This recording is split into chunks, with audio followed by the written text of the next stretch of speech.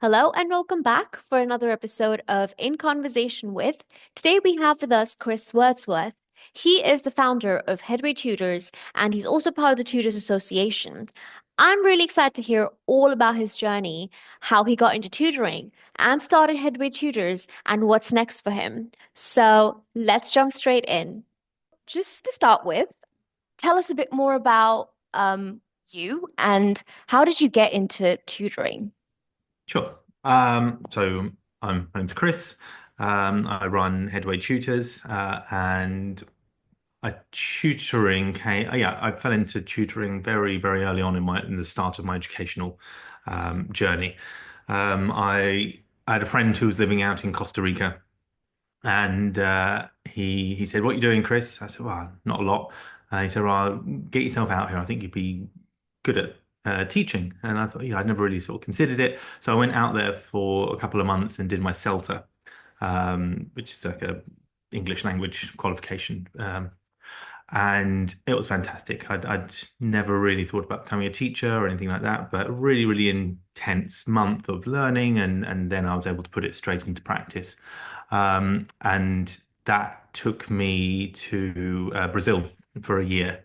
Um, and I'd always wanted to go to Brazil. I wanted to learn Portuguese, and that CELTA qualification was my ticket in. So I lived there for a year, and I just picked up. I had clients through the school, and then they started asking me if I would do some extra tutoring after hours, and that's I suppose where I picked up my first tutoring gig. And then it was me really testing the waters to see if I really wanted to become a teacher because I left school quite early, didn't go to university. And I knew that if I was to make that commitment in the UK, then it would be, 3 or 4 years. And I was already in my sort of late 20s then. So, yeah, I made that decision, came back to the UK, and then, yeah, enrolled in university. Wow, And that's then amazing. became a teacher, and yeah, now I do this. That's great. And in terms of Headway Tutors, so how did that come about? How did you get around to starting Headway Tutors? It was, yeah, myself and a fellow. I was a TA at the time. I was a teaching assistant at the time, and I think I was just in the staff room at school, talking to a fellow TA, just saying, well, how many have you got tonight? I was like, oh, I've got about two or three. Oh, how many have you got? Oh, I've got about five or six this week. The tutoring hours, and this was 10, 11, maybe 12 years ago. And we were full. We were doing our day job, and we were still younger, Mhm. um, and yeah, we just got full. But we were also at university at the time at St Mary's, um, and so we were able to talk to other TAs, and we said, "Oh, would you like some tutoring work?" And we sort of accidentally just found ourselves running this introduction service. We sort of called it at the time. We didn't even think it was going to be a company. And then, yeah, one afternoon we just went to the pub where I think a lot of businesses do start. And within an hour, we'd come up with the name, registered the website, and yeah, that was it. Headway Tutors was born, and that was just over 10 years ago. It was the word of mouth. So, myself and my business partner at the time, um, maybe we were doing quite a good job of the tutoring. So parents would sort of share our numbers, and what was interesting is that it took a couple of years, maybe a bit longer, for people to stop phoning up and asking for us Mhm. by our names. I want to know. I want Chris. And but instead they were asking for the company. So I do remember that day when we got our first phone call where they weren't asking for one of us by name, they were asking for the company, and I was like, oh great, we've actually been able to remove ourselves from the center, which I think a lot of people make that mistake at the beginning.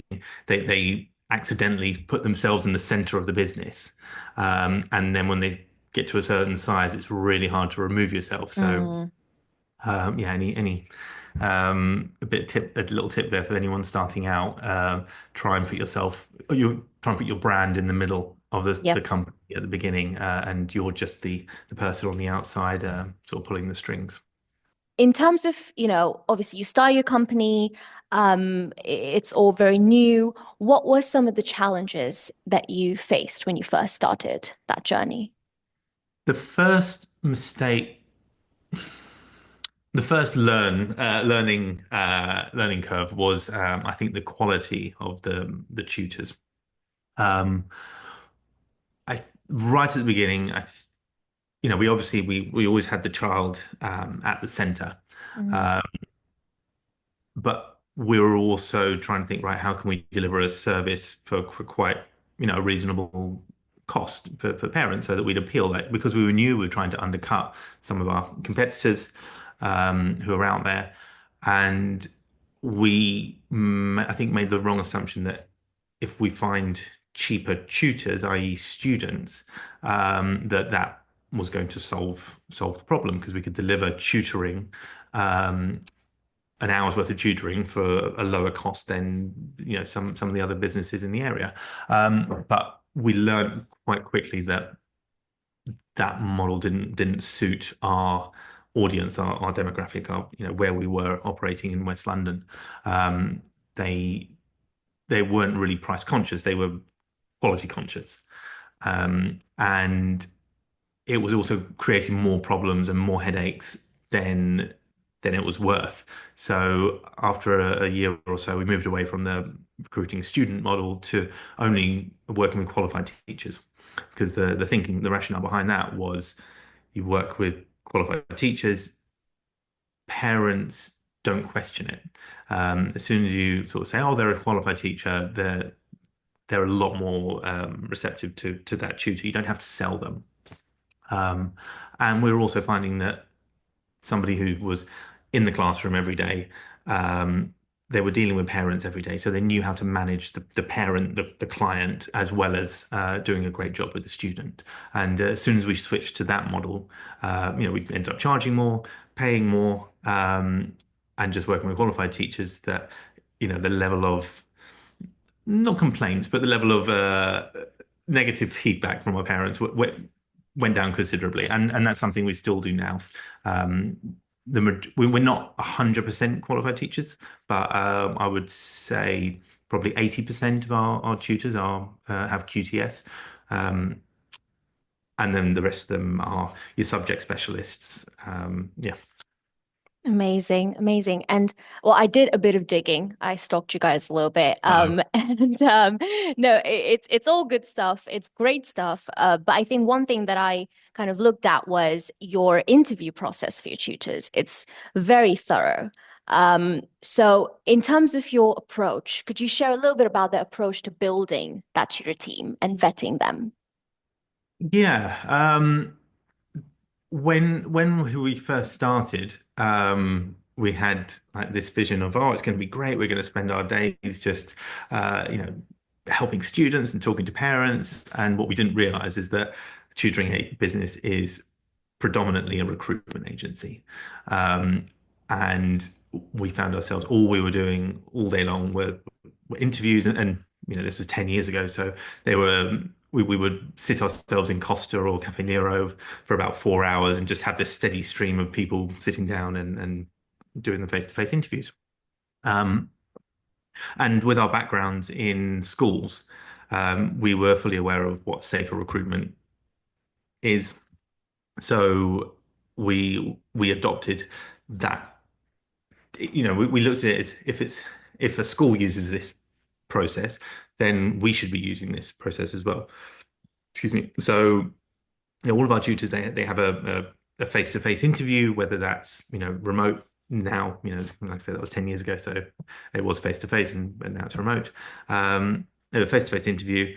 They also have an application form which they fill up, or a profile they use TutorCruncher for. CVs, we check their CVs. We need two references, and they need to be on the update service as well. In the past, it was, they used to have a DBS, or a DBS that was in date or within 12 months. But we moved since January, we've moved to having everyone on the update service. The technology is out there for us to ensure that all the DBSs are in date and um, suitable for to work with our families. And the Tutors Association have just released a piece of software as well, which makes it really easy for businesses to check the DBSs daily. So that's what we Wow. do. That's really great. Didn't know about the TTA software. That's really great. We talked about the tutors, and obviously the other really important pillar is the students, making sure that your students are at the center of your approach. Um, how do you make sure that they receive the personalized support that they need? Yeah, when parents phone up, you get some parents that just phone up and just say, "Look, my child is struggling. They got a low result, or they're lacking a bit of confidence." And so what I've learned, from doing this for quite a while now, is just to keep quiet, to listen, because the most precious thing to a parent is their child, and they love talking about their children. And when they've got somebody on the end of the phone that's asking those probing questions, and there's no, we never feel like our parents think that we have an agenda. Our only agenda is finding out as much information as possible so that we can match them with the most appropriate and suitable tutor. So there's normally just two or three sort of probing questions, and then we just sit back and listen. And whilst we're doing that, obviously we're taking a lot of notes and sort of trying to collate that into a pupil profile. Parents are also quite open about sharing reports, school reports, educational psychologist reports, like any extra documentation that we can collate and present to the tutor, because what we don't want is a tutor to ever say to us, "Oh, you never told me that," or "I didn't know that they had this issue," or I wasn't aware that was the learning goal." We want that first introduction, and that's the most. I suppose like an aeroplane, they're coming into land is the most dangerous part of the flight. We want that first session between the tutor and the student to be as smooth as possible, um, because that could set the relationship for The for many future. months or Yeah. years exactly. So yeah, in short, we just collect as much information as possible, try and put it into a nice little package so the tutor knows what they're walking into, and also so they're happy to take it on, because quite often we have some tutors say, "You know what, this sounds like quite a complex case. I don't think my skill set is suited to that," and that's really, really great, because then we know we should go to someone else um, for that. Amazing. Key takeaway, be a good listener. I think that's Exactly. One that's word. Yeah. If you want a so one-word answer to your question, then just to listen. Yeah. amazing. And you've been with us for a really long time as well. You've been with TutorCruncher for 8 years now, over 8 years, which is amazing. Someone asked you, how did you, first of all, find out about TutorCruncher? And also, how has it shaped the way you run your business? Yeah. I remember it very clearly, actually. I was in, I was in bed on a sunny Sunday morning and had the laptop open, and I just had this massive Excel sheet in front of me. And I think by then, I don't know, we were probably working with about 25 tutors or something like that. So, there were a good few sessions happening, and I just had Excel overload. And it was my partner at the time. She sort of looked over and she's like, "What are you doing there?" And I sort of explained, and she just went, "That seems really complicated. There must be an easier way." And I think about 5 or 10 minutes later, she just showed me her phone and went, "Why don't you just use this?" And Wow. yeah, it was as simple as that. And back in the day, I don't know where your offices were in Victoria, in some really hot Mm, top floor room. Um, and you actually did door to door, or your salesperson came to my house, and then did a presentation one. Yeah, I think it was on the following Sunday or something. And I thought, oh, you know what, this could. save us a lot of time. And then, myself and my business partner trekked up to Victoria, met the boys, and yeah, that was it. And like I said, that was 8 years ago. Wow, we've all come a long way, I feel. Absolutely, Look at yeah. us. That makes me really happy because I think you're one of our oldest clients, and just to see the growth as well. I know I joined very recently. It's just been 2 years. But even in that time, I've seen you grow. I've seen you kind of start another branch as well, which is just it's brilliant to see. So yeah, thank you for sharing that. Um, well, this next question is actually one of my favorite questions, and I love asking everyone this. What is your favorite thing about running a tutoring business? Um, it's it's talking to the parents. I don't get to talk to the students.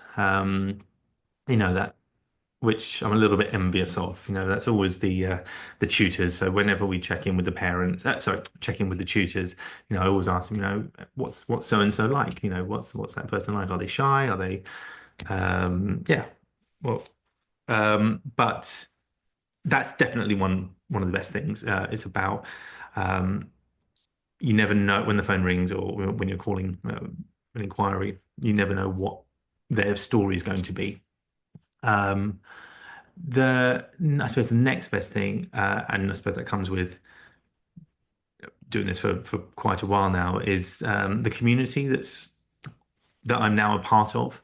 And through TutorCruncher, you hosted that drinks event a few weeks ago, which was very very kind of you. And all the work that the Tutors Association do. Um, I think if it wasn't for things like that, this could be quite a lonely business. Otherwise, because I'd just be sat on the laptop all day, just placing jobs, interviewing tutors, and managing the team and doing all of that. But there's such a big community, and because most people in the industry come at it from a educational background, or they were teachers. They're educators first, and then a lot of them have found themselves running a tutoring business. I mean, that was definitely my story. I didn't think about all those years back in Costa Rica or Brazil. I didn't think, right, I'm going to do all this so I can run a tutoring business. It was, yeah, we're educators first, and we're having. I love the learning as well, um, because the technology is changing, which means there's always something to learn. There's a new system or there's a new thing that you can implement. I'm really loving AI at the moment and how we can integrate that into um, running the business, doing more for our clients without adding more workload onto ourselves or onto our tutors. I'm giving you a long list of things that I love about running the tutoring business. I love Um, it. I think, well, and the flexibility that it gives me. I've got a young daughter, Mm, and a big hairy dog over there asleep on the sofa. And yeah, I miss running. I miss being in a school. mm, Um, I really do. Um, but running a tutoring business has just given me that extra space to be at home more, work from home as well, which is great. But also travel as well. mm. I think I was in Istanbul last week. I said Wow. conference. There's another one in London, which I'm looking forward to next week. I think this year alone, I'll be going, I don't know, to Germany a couple of times, maybe the Middle East. Last Wow. year, we ended up going to China. And I never thought that from starting a tutoring business that all these international opportunities would come my way. Wow. Is it all through your work with TTA then, all the Yeah, conferences? but yeah, yes, yeah, yes, I know. Yeah. Hmm. So yeah, I'm one of the officers at the TTA. Very proud to be. Yes. The work that we do there is yeah, it's brilliant. It's really enjoyable. Um, it's I love going out and telling people around the world that we exist Yeah. and that the TTA sorry exists, and because the reception is always so positive. Um, First of all, when you say that, oh, we're a non-profit association, they look at you really confused because especially if you're dealing in with people in China or the Middle East, it's very sort of or like Turkey, like it was last week. They're very business orientated and focused, and uh, they don't understand. It's like, well, what do you do? It's like, oh no, we bring opportunities. We look for opportunities for our members, and if we can connect you and partner you, then it's a win-win for everyone. Hmm. Actually, most of the students. So yeah, that was a long answer, but yeah, lots of things. I love Amazing. running. And well, I guess this is my final question. Coming back to you and Headway Tutors, what's next for you guys? Where do you see yourself going from here? Um, I turned 40 in January, and that sort of coincided with the 10th anniversary of the business as well. And I thought that was a good time to reflect and to think, right, where am I going to do the same thing for the next 10 years, or are we going to do something different? So we're definitely looking to the international market. It was the trade mission to China last year with the TTA that sort of really opened my eyes to the scale, I suppose, of worldwide tutoring. And with every interaction, every conversation I have with someone not from the UK who works in education, UK education is still the gold standard across the world. I'm very fortunate to have a business that provides amazing, qualified, experienced tutors, and yeah, a lot of them are moving to tutoring full time, so we're able to service those countries not in our time zone. So yeah, that's the current direction. We do a great job, and we've got a great reputation in the UK. We don't do any paid advertising or anything like that. We get enough calls and inquiries just from word of mouth and sort of natural, organic growth. So I'm very happy with how that's happening. So yeah, the focus is definitely on the international market. Well, thank you so much, Chris, for doing this with me. This was so much fun. And yeah, for anyone watching, if you are a tutoring business and you want to share your journey, then please feel free to reach out to us. I'll link everything in the description below. And yeah, I'll see you next time.